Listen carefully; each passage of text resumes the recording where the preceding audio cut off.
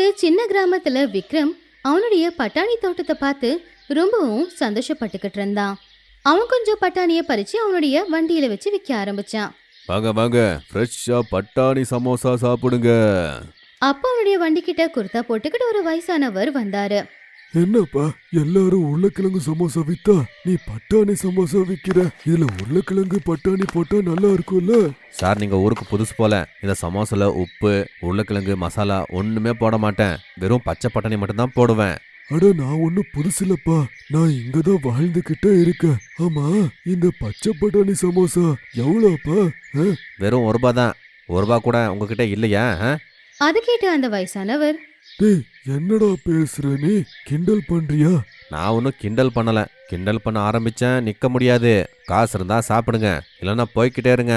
இவன் ஒரு பைத்தியம் போல. எனக்கு வேற நல்ல பசி எடுக்குதே.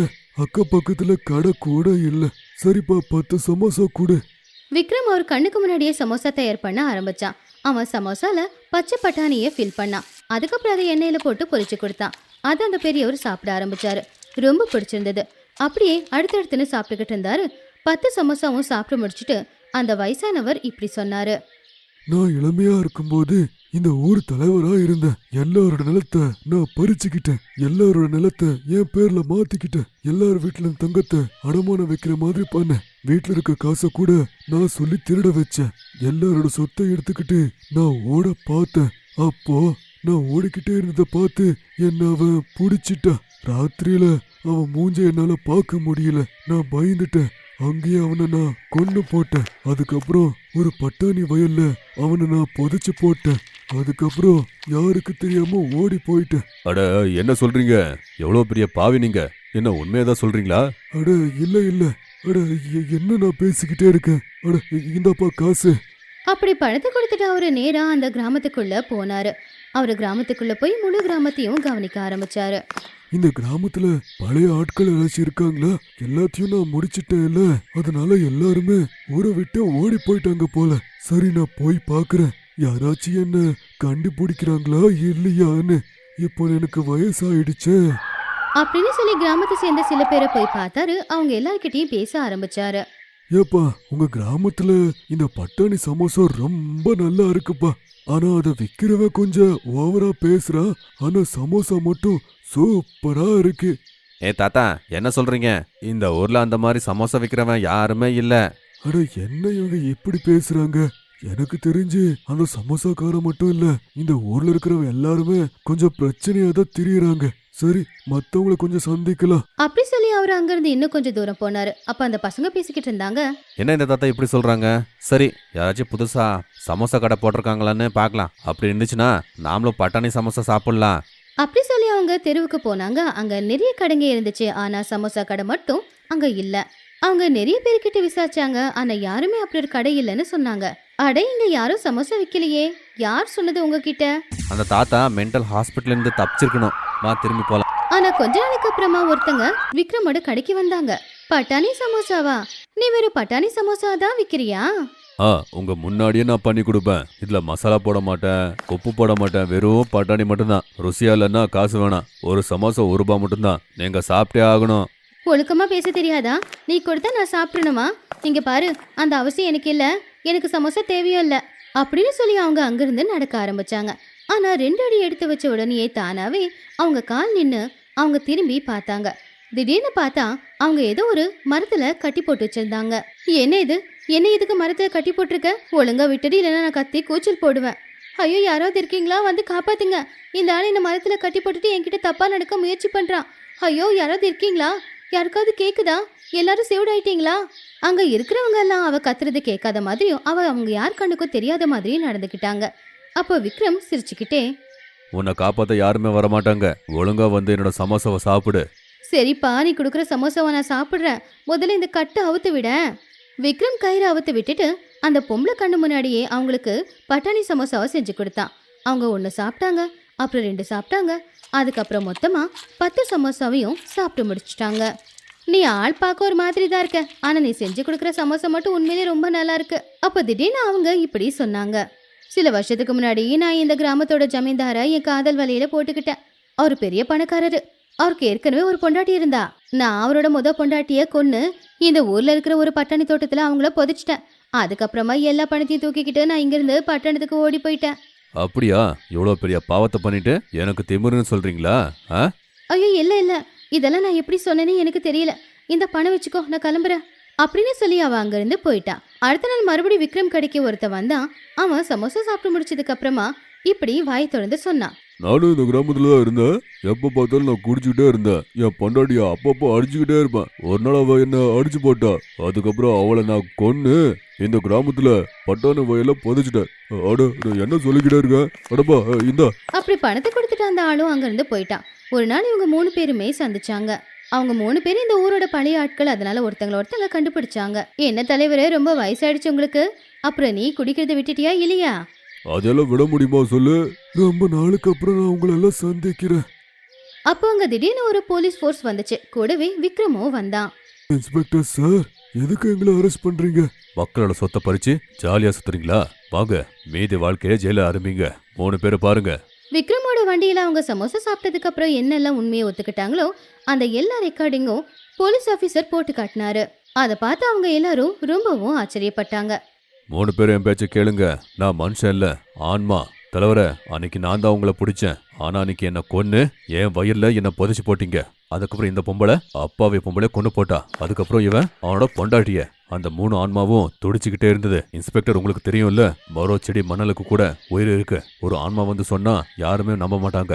அதுக்குதான் இந்த ரெக்கார்டரை வச்சு உண்மைய வெளியே வர வச்சேன். இன்ஸ்பெக்டர், இவங்களை அரெஸ்ட் பண்ணுங்க. என் கடையை நான் மூட மாட்டேன். யாரெல்லாம் பாவம் பண்ணாங்களோ அவங்க என் கடைக்கு வந்தா உண்மையை அவங்க வாயாலேயே சொல்லுவாங்க.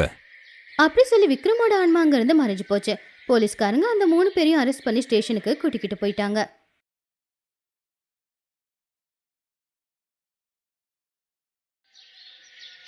ஒரு ஆக்சிடென்டால மம்தாவோட புருஷனுக்கு கண் தெரியாம போயிடுது. அதனால வீட்டு ரெஸ்பான்சிபிலிட்டி மட்டும் இல்லாம அவங்க புருஷன் இதுக்கு முன்னாடி பண்ணிட்டு இருந்த அந்த சமோசா விக்கிற வேலை கூட அவளே தான் பண்ணிட்டு இருந்தா. சமோசா விக்கிற வேலை, அதுக்கப்புறமா பசங்களை பாத்துக்கிறது, வீட்டு வேலை எல்லாம் பண்ணணும். அதனால மனசு ரொம்ப கஷ்டமா இருந்தது. அந்த ஒரு கவலையால சமோசாவை அவங்களால ருசியாவே செய்ய முடியல. அவங்க வாங்குறவங்க யாருக்குமே சமோசா பிடிக்கவே இல்லை. அட மம்தா, என்ன சமோசமா பண்ணிருக்க? கொஞ்சம் கூட நல்லாவே இல்ல. ஆமா அக்கா, முதல்ல ராம்நாள் பண்ணிக்கிட்டே இருந்தாங்க. அந்த இடத்துல நீங்கள் வந்து இப்போ பண்ணும்போது அதோட டேஸ்ட்டு கொஞ்சம் கூட எங்களுக்கு கிடைக்கவே மாட்டேங்குது. நீங்கள் எப்படி பண்ணுறீங்கன்னு எனக்கு தெரியல. இந்த மாதிரி மோசமான சமோசாவை சாப்பிட்டதே இல்லை. அவங்க ரொம்பவே கவலையா சமோசா வித்துட்டு கிளம்புறாங்க. அவங்க வீட்டுக்கு போறாங்க. அவங்க கணவருக்கு கண் தெரியலனா கூட அவளோட வாய்ஸ் கேட்டு சோகமா இருக்கான்னு தெரிஞ்சுக்கிறாங்க. மம்தா, உன் மூஞ்ச பார்க்கும்போதே எனக்கு தெரியுது ரொம்ப சோகமா இருக்க. என்ன சமோசா நல்லா விக்கலையா? எங்கங்க விக்கிறது? வியாபாரமே இல்ல. ஏதோ கொஞ்சம் சமோசா தான் வித்து. யாருக்குமே சமோசா ருசி பிடிக்கலன்னு சொல்றாங்க. இந்த வியாபாரம் நல்லா போகலனா வேற ஏதாச்சும் பண்ணலாமே. அந்த வேலை நல்லபடியா போகலாம்ல. மழை காலம் வந்துடுச்சு. அதனால கொஞ்சம் மழை பெய்ய கூட ஆரம்பிச்சிடுச்சு. அதுக்கப்புறம் அவங்க நினைக்கிறாங்க மழை பெய்யறதுனால சமோசாவை கொஞ்சம் நல்லா விக்கலான்னு. இதே மாதிரி அவங்க சமோசா விக்கலாம் அப்படின்னு சொல்லி மழை வந்ததால வீட்டுக்கு வந்துடுறா. மழை வருது, நல்லா சமோசா விக்கலான்னு நினைச்சா என்ன பண்றது? யாரும் வரமாட்டாங்க போல இருக்கே. இந்த மழையில யாரு வருவாங்க சமோசா வாங்க? என்ன பண்றது? ஒன்னும் புரிய மாட்டேங்குது. இது விக்கலன்னா எல்லாமே வேஸ்ட் ஆயிடும். ஒரு பெரிய குடம் இருந்துச்சுன்னா நல்லா இருக்கும்ல.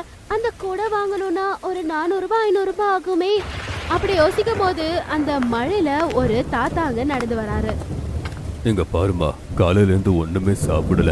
எங்க குடும்பம் கூட பட்னியா இருக்காங்க. ஏதாச்சும் சாப்பிட கொடுமா? நீங்க எதுவும் கவலைப்படாதீங்க தாத்தா, உங்க குடும்பம் இன்னைக்கு பட்டியா இருக்காது. நான் உங்களுக்கு சாப்பிட சமோசா தரேன். எப்படியும் இந்த மழையில என்னால சமோசா கூட விற்க முடியாது. ஏமா, வேற வீதிக்கு போய் நீ சமோசாவை விக்கலாம்ல? கொஞ்ச நாளா சரியா வியாபாரமே இல்ல தாத்தா. என்ன பண்றது? கவலையா இருக்கு. என்னோட வாழ்க்கையே கேள்விக்குறியா இருக்கு. இந்த மழையில யாரு வந்து சமோசா வாங்குவாங்க? என்ன பண்றதுனே புரியல. ஒன்னு பண்ணுமா, நீ இதை வச்சுக்கோ. இது கிழிஞ்சிருக்கு. ஒருவேளை உனக்கு ஏதாச்சும் உதவிக்கு வரல. ஐயோ தாத்தா, இது எங்களுக்கு கொடுத்துட்டீங்கன்னா நீங்க வீட்டுக்கு எப்படி போவீங்க தாத்தா? வேணாம், நீங்க போங்க தாத்தா. மழையில இருந்து தப்பிக்க உங்களுக்கு இது வேணும். இங்க பாருமா, இந்த கோணி பை என்னை விட உனக்கு தான் இப்போ அவசரமா இருக்கு. ஏன்னா உன்கிட்ட இப்போ கூட இல்லவே இல்ல. நீ என்ன மாதிரி ஒருத்தனுக்கு சாப்பிட கொடுத்துருக்க. நீ இதை ஆசீர்வாதமா ஏத்துக்கலாம் இல்லாமா? தயவு செஞ்சு இதை வாங்கிக்கோ. ரொம்ப நன்றி தாத்தா. இந்த கோணி கொடுத்து எனக்கு ரொம்ப உதவி இருக்கீங்க. மம்தாக்கு அந்த கோணியை கொடுத்துட்டு கிளம்பின தாத்தா அங்க இருந்தே மாயமாயிடுறாரு. அப்பா எப்படியோ கோணி கொடுத்தாரு தாத்தா, இது இருக்கிறதால சமோசா எப்படியோ காப்பாத்தலாம். பாவம் அந்த தாத்தா மழையில எப்படிதான் போறாரோ, எனக்கு உதவிட்டு போறாரு, எவ்வளவு நல்ல மனசு அவருக்கு அப்படின்னு யோசிச்சுட்டு ரோடா போயாவது இந்த சமோசா விற்கலாம் அப்படின்னு சொல்லி அவ கிளம்பிடுறா. சமோசா சமோசா சமோசா சுட சுட சமோசா சமோசா. மழையில சுட சுட சமோசா சாப்பிட்டா அடடா அந்த ருசியே வேற. அட இது அதே சமோசாக்காரி தான், இவகிட்ட சமோசா நல்லாவே இருக்காது. அட சாப்பிட்ட பாட்டு அதுக்கப்புறமா சொல்லலாம். மம்தா ஒரு 2 சமோசா கொடுமா. ஒரு மரத்துக்கு கீழே நின்று அவ சமோசா விற்க ஆரம்பிக்கிறா. அட எவ்வளோ ருசியா இருக்கு. ஆஹா, இந்த மாதிரி சமோசா சாப்பிட்டதே இல்ல. என்ன மம்தா, என்ன இன்னைக்கு இவ்வளோ ருசியான சமோசா பண்ணிருக்க? ஆமா ஆமா, இந்த மாதிரி சமோசாவை நான் எப்பவுமே எங்கேயும் சாப்பிட்டதே இல்ல. ஆமா. அப்படியா? அப்படின்னா எனக்கும் ஒரு சமோசா கொடுங்க, நானும் கூட சாப்பிட்டு பார்க்கறேன். அந்த சமோசா வாங்குறதுக்கு அங்க நிறைய பேர் வந்துடுறாங்க. அவ நினைச்சே பார்க்க மாட்டா. சமோசா அக்கா, எனக்கு ஒரு 10 சமோசா பேக் பண்ணுங்க. எனக்கு பண்ணிருங்க. கடவுளே, உனக்கு ரொம்ப ரொம்ப நன்றி, எனக்கு எல்லா சமோசாவும் வித்துட்டேன் அப்படின்னு ரொம்ப சந்தோஷமா அவ வீட்டுக்கு போறா. அப்புறம் அவ வீட்டுல கூட நல்ல ருசியா சமைச்சு அவங்க கணவரை போய் எழுப்புறா. அவங்களோட சந்தோஷமான குரலை கேட்டு அவங்க கணவர், மம்தா இன்னைக்கு நல்ல வியாபாரம் போல. உன்னோட மூஞ்சில உன்னை பார்க்கும்போது ரொம்ப சந்தோஷமா இருக்க போல.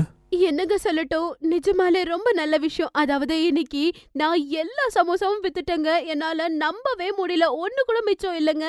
என்ன அப்படியா? வெறும் 5-6 சமோசா மட்டும்தான் வித்துட்டு இருந்த, ஆனா இன்னைக்கு மொத்த சமோசாவும் வித்துட்டு வந்துட்டியா?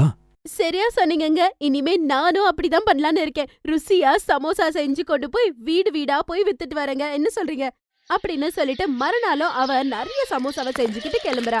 அன்னைக்கு கூட நிறைய பேரு அவளோட சமோசா சாப்பிடுறதுக்காக அவளோட கடைக்கு வராங்க. இப்படியே அவ ரொம்பவே நல்ல சமோசா விக்கிறா.